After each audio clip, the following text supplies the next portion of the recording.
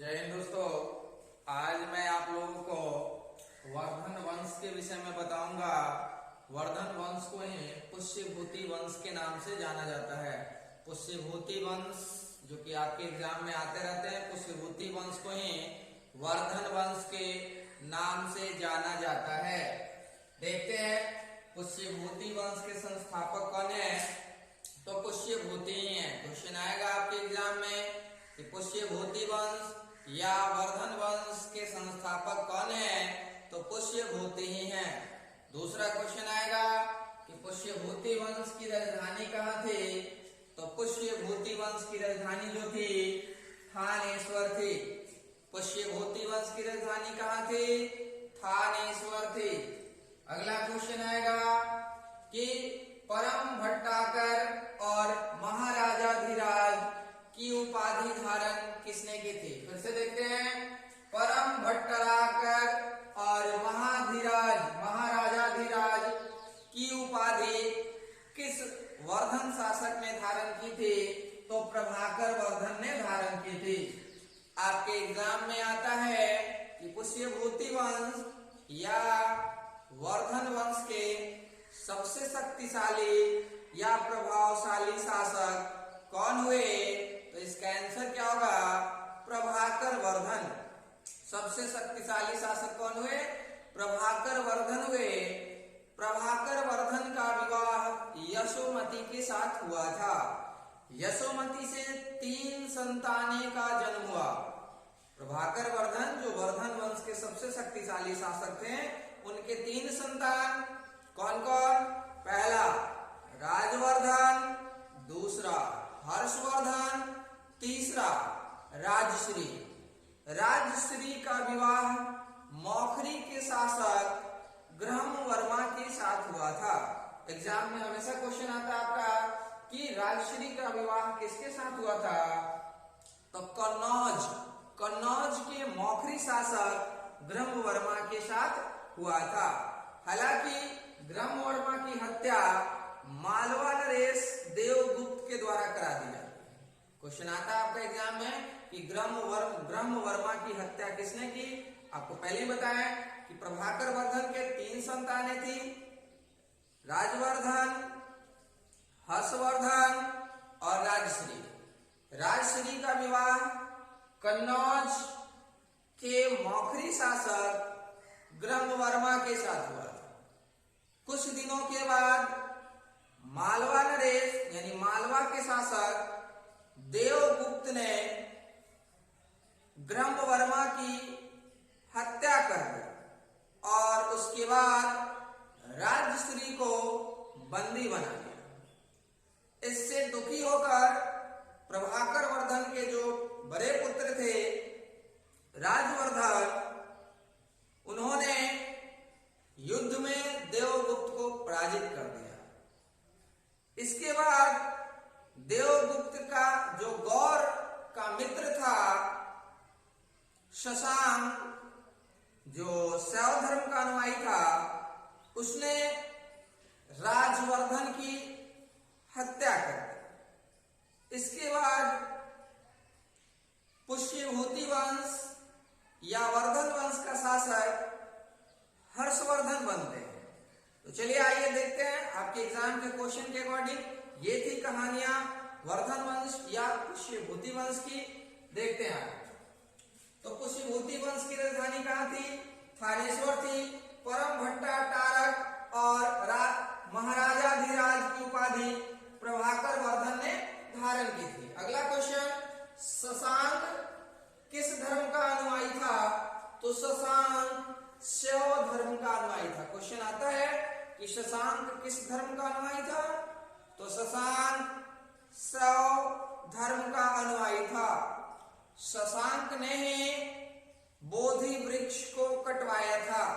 Question आता है कि बोधगया के बोधि वृक्ष को किसने कटवाया। इसका सही आंसर होगा शशांक ने कटवाया था। अगला क्वेश्चन, हर्षवर्धन और पुलकेशिन द्वितीय के बीच जो युद्ध हुआ था वो किस नदी के तट पर हुआ था। इसका आंसर होगा नर्मदा नदी के तट। फिर से याद रखेंगे कि हर्षवर्धन और पुलकेशिन द्वितीय के बीच जो युद्ध हुआ था वह किस नदी के तट पे युद्ध हुआ था? तो नर्मदा नदी के तट पे युद्ध हुआ था। अगला क्वेश्चन, चीनी यात्री ह्वेनसांग किसके दरबार में आए थे? तो चीनी यात्री ह्वेनसांग हर्षवर्धन के दरबार में आए थे। ह्वेनसांग 629 ईस्वी में चीन से भारत के लिए प्रस्थान करते हैं और 630 ईस्वी में ह्वेनसांग सबसे पहले भारतीय राज कपिशा पहुंचते हैं। वहां से धीरे धीरे मगध की यात्रा करते हैं और वो नालंदा महाविहार यानी नालंदा से बौद्ध शिक्षा ग्रहण करते हैं और वो 6 सालों तक। उसके बाद बौद्ध शिक्षा ग्रहण करने के बाद वहां के प्रोफेसर भी बनते हैं। उनका मूल उद्देश्य था भारत में आना तो बौद्ध ग्रंथ एकत्रित करना और शिक्षा ग्रहण करना। तो ह्वेनसांग भारत में लगभग 15 वर्षों तक रहे थे, 630 से 645 ईस्वी। 645 ईस्वी के बाद वह पुनः चीन लौट गए। यात्रियों का राजकुमार हमेशा एग्जाम में आता है। यात्रियों का राजकुमार नीति का पंडित। यात्रियों का राजकुमार या नीति का पंडित किसे कहा जाता है? तो ह्वेनसांग को कहा जाता है। हमेशा एग्जाम में आता है कि यात्रियों का राजकुमार और नीति का पंडित या वर्तमान का शाक्य मुनि किसे कहा जाता है? तो ह्वेनसांग को कहा जाता है, जो चीन के रहने वाले थे और भारत में हर्षवर्धन के शासनकाल में आए थे। वे भारत 630 से 645 ईस्वी तक रहे। 15 वर्षों के बाद बौद्ध ग्रंथ एकत्रित करने के बाद पुनः वह चीन लौट गए। आगे देखते हैं, ह्वेनसांग नालंदा विश्वविद्यालय में पढ़ने एवं बौद्ध ग्रंथ एकत्रित करने आए थे, जो कि मैं पहले ही बता दिया। नालंदा महाविहार महायान बौद्ध धर्म के शिक्षा का प्रधान केंद्र था। हमेशा क्वेश्चन आता है बौद्ध धर्म कितने भागों में बटा था? 2 धर्मों में, एक हीनयान और दूसरा महायान। तो आपका जो नालंदा महाविद्यालय था, महाविहार था, ये महायान बौद्ध धर्म की शिक्षा का प्रसिद्ध केंद्र या प्रधान केंद्र था। अगला क्वेश्चन देखते हैं, हर्षवर्धन ने बुद्ध के दंत, बहुत इंपॉर्टेंट क्वेश्चन है और आपके एग्जाम में आते रहता है कि हर्षवर्धन ने बुद्ध के दंत अवशेष बलपूर्वक किस शासक से जीते? इसका आंसर है कश्मीर के शासक से। हर्षवर्धन ने बुद्ध के दंत यानी अवशेष, बुद्ध के दंत अवशेष को बलपूर्वक किस शासक से जीते? तो कश्मीर के शासक से जीते। अगला क्वेश्चन आता है कि हर्षवर्धन के समय प्रति 5वें वर्ष एक समारोह का उद्घाटन हुआ करता था। हर्षवर्धन के शासनकाल में प्रति 5वें वर्ष एक समारोह का उद्घाटन कहाँ होता था? तो इसका आंसर है प्रयाग में होता था। और हर्षवर्धन स्वयं हर छठवें बार उस सम्मेलन में भाग लेता था। क्वेश्चन आएगा आपके एग्जाम में कि हर्षवर्धन के समय प्रति 5वें वर्ष एक समारोह कहाँ होती थी? तो प्रयाग में होता था।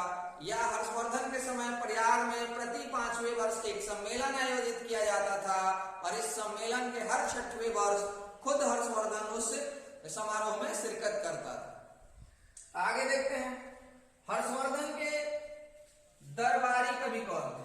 हमेशा एग्जाम में आता है, इसे तो नोट कर लो, ये हमेशा एग्जाम में आता है और ये किसी भी एग्जाम में बख्शा नहीं जाता ये क्वेश्चन कि हर्षवर्धन का दरबारी कवि कौन है। तो हर्षवर्धन का दरबारी कवि बाणभट्ट है। हर्षवर्धन के दरबारी कवि कौन है? बाणभट्ट है, नोट कर लीजिए इसको। अगला क्वेश्चन, हर्षचरित्र और कादंबरी। हर्षचरित्र और कादंबरी पुस्तक के लेखक कौन है? ये तो वीवीआई क्वेश्चन है, इसे तो पल्ले रख लो। हर्षवर्धन और कादंबरी पुस्तक के लेखक कौन है? तो हर्षवर्धन और कादंबरी पुस्तक के लेखक बाणभट्ट है। बहुत इंपॉर्टेंट क्वेश्चन है और हर एग्जाम में आता है। ऐसा आप लोग को लग रहा होगा कि सर सिलेबस से बाहर बताते हैं, तो ऐसा कभी नहीं। सर इतनी मेहनत करते हैं कि आपके एग्जाम में टू द पॉइंट क्वेश्चन को लाएं, केवल वैसा ही क्वेश्चन पढ़ाया जाए जो आपके एग्जाम में आता है, जो आपके डिस्प्ले पे दिखाई दे रहा है, वैसा ही क्वेश्चन केवल आते रहता है और आगे भी आते रहेगा, जो किसी ना किसी एग्जाम में रहता ही रहता है। तो हर्षचरित्र और कादंबरी के लेखक कौन है? बाणभट्ट। आगे देखते हैं, प्रियदर्शी का रत्नावली और नागानंद। यह भी इंपॉर्टेंट पुस्तक है और एक क्वेश्चन आते रहता है। प्रियदर्शी का रत्नावली और नागानंद के लेखक कौन है? इसका आंसर हो जाएगा हर्षवर्धन। रत्नावली, प्रियदर्शी का और नागानंद पुस्तक के लेखक कौन है? तो स्वयं हर्षवर्धन थे। अगला देखते हैं, हर्षचरित्र में प्रांतीय प्रशासन चलाने के लिए एक शब्द लाया गया। हर्षचरित्र के लेखक कौन है? बाणभट्ट है और बाणभट्ट के द्वारा लिखी गई हर्षचरित्र, इसमें बताया जाता है कि हर्षचरित्र में प्रांतीय प्रशासन के लिए लोकपाल शब्द का प्रयोग किया गया था। किसके शासनकाल में? तो हर्षवर्धन के शासनकाल में।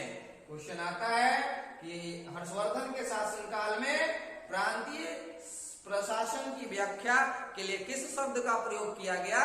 तो लोकपाल शब्द का प्रयोग किया गया। अगला क्वेश्चन आता है, हर्ष के समय सूती वस्त्रों का प्रमुख केंद्र कहाँ था? ये क्वेश्चन निश्चित रूप से आप नोट कीजिए, ये एग्जाम में आएगा ही आएगा कि हर्ष के समय आपका सूती वस्त्रों का प्रमुख केंद्र कहाँ था? तो हर्ष के समय सूती वस्त्रों का प्रमुख केंद्र मथुरा में था। हर्ष के समय सूती वस्त्रों का प्रमुख केंद्र कहाँ था? मथुरा में था। अगला क्वेश्चन देखते हैं, हर्ष चरित्र में ही फिर बताया गया है कि हर्ष के समय सिंचाई का साधन क्या था? तो सिंचाई का साधन जो था वो तुला यंत्र था। हर्ष चरित्र से ऐसा पता लगता है कि हर्षवर्धन के समय में सिंचाई का जो साधन था वो तुला यंत्र था, जिसे हम जल पंप भी कहते हैं। ये इंपॉर्टेंट क्वेश्चन है, आता है। सूर्य शतक के लेखक कौन है? बहुत इंपॉर्टेंट क्वेश्चन है। सूर्य शतक के लेखक कौन है? तो सूर्य शतक के लेखक मयूर है, जो हर्षवर्धन के शासन काल से संबंधित है। मयूर एक व्यक्ति का नाम है और इन्होंने ही सूर्य शतक पुस्तक लिखी है।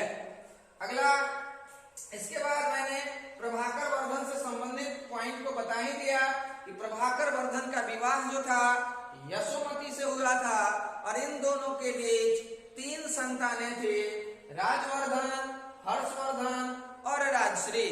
राजशिवा, राजश्री का विवाह कन्नौज के मौखरी शासक ग्रहवर्मा के साथ हुआ था और ग्रहवर्मा की हत्या कौन करता है? तो मालवा नरेश देवगुप्त ग्रहवर्मा की हत्या कर देता है और इसके बाद राजश्री को बंदी बना लेता है। इसका संदेश जैसे ही राजवर्धन को मिलता है तो वो युद्ध के लिए जाता है।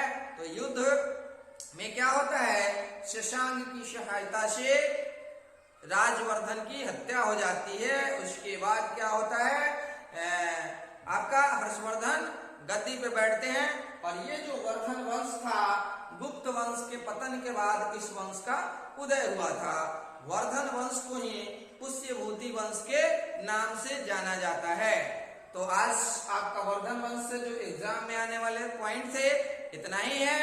आप लोग ज्यादा से ज्यादा लाइक, शेयर, कमेंट और सब्सक्राइब कीजिए। धन्यवाद।